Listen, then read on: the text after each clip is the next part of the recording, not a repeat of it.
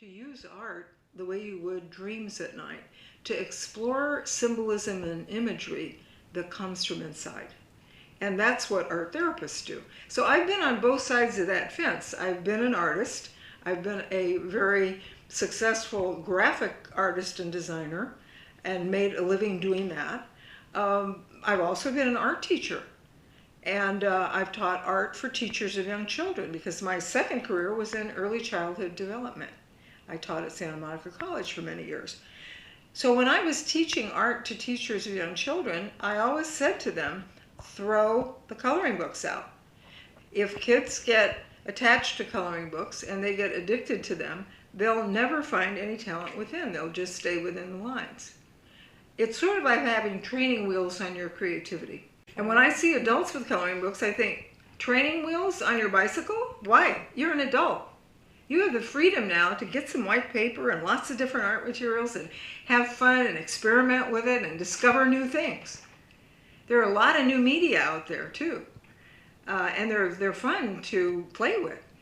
But, you know, getting down to something where you're coloring inside the lines, and many of the coloring books that I have looked at, quite frankly, gave me a headache and a stomach ache because they were so complicated.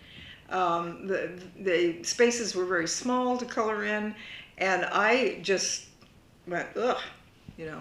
I have talked to salespeople in some of the big bookstores who have said the same thing, that they have heard reactions from some people who thought, sitting down and coloring in all those little tiny spaces would drive me crazy. And it would for me too. And I worked on animation cells. There's hardly anything more tedious than that in the film industry, where you're taking a very, very fine brush and painting little dots on an animation cell that's going to go under a camera. You know, that's really tedious work. I've done some ink, they call it inking. There are people that just do that. It's very tedious, it's very difficult, and it's very precise work. So I question the whole thing about, does this really reduce stress and alleviate emotions that are bottled up? Because in art therapy, what we know, and there's a lot of research on this now, that when you bottle up emotions and you don't have a safe and healthy and productive way to express them, it can cause illness. And there's a whole branch of medicine, it's usually referred to as alternative medicine, that is body-mind medicine. There's research at universities, there's books about it, I've written books about it, and I can speak from experience because that's how I healed myself from a life-threatening illness, which launched my career in art therapy. I started scribbling and drawing my feelings out and drawing things that were so strange, like writing in a foreign language that I didn't understand. Surrealistic images that made no sense to me.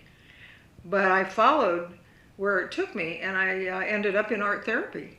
People told me that's what I was doing, so I found an art therapist, and I started to really experience it.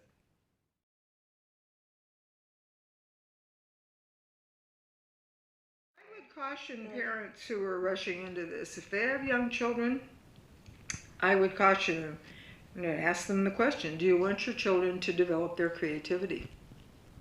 And if the answer is yes, I would say stay away from coloring books for yourself and your children. Because you're setting an example for your children. If you're drawing in a coloring book, they're going to want to do the same thing. And coloring books were originally intended for children. And I'll tell you what they were intended for. They were intended to control children in the classroom. That's what the real intention was. Let's be really honest about it. Coloring books were never about creativity. They were never about artistic ability. They were about teachers probably being overwhelmed. I know, because I was a fourth grade teacher once, and I had 48 students in a parochial school. And the teachers were probably overwhelmed, so they developed all of these, in the old days, mimeographed sheets to hand out so that everybody just sits there quietly and obediently coloring in the lines. It's a really manageable format when you're working with children. But what does it do? As I said earlier, I know this from experience. I've worked with thousands of people all over the world. It produces children who say, I don't have any talent, I can't draw a straight line, I'm not artistic. Those are the mantras of individuals who were raised with coloring books.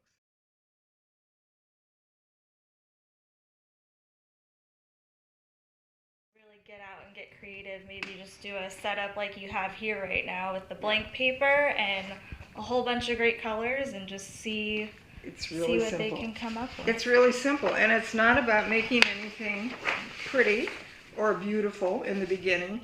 This is the way preschoolers start. When I was a Montessori teacher and a Head Start director, visiting classrooms all over the Los Angeles area, including Watts and Compton, East LA, South Central LA.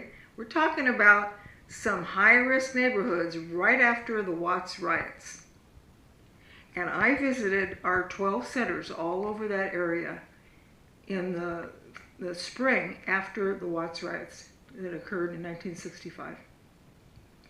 By this time I was a Head Start director, been trained in Montessori, and I saw children who had been traumatized. And the first thing we did was lead those children who were acting out, who were obviously upset, who were what we now call hyperactive or ADHD. The first thing we would do is lead them to the art area. And we would have them pound on clay, we would have them scribble all that stuff out. And then guess what happened?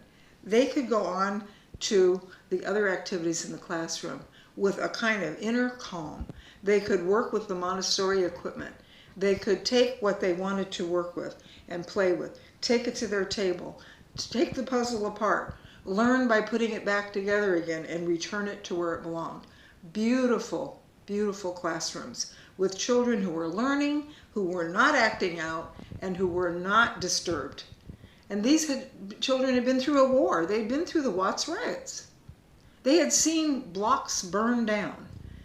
They had seen police dragging, and we know now what happens in the black communities, and it was happening then. I saw it. It's nothing new. And they were dragging people out of their homes. They were doing terrible things. It was a really chaotic time. And so I saw what happened with these children, and we didn't know about post-traumatic stress syndrome then. We didn't have a name for it. But that's what I saw. I can put a name to it now.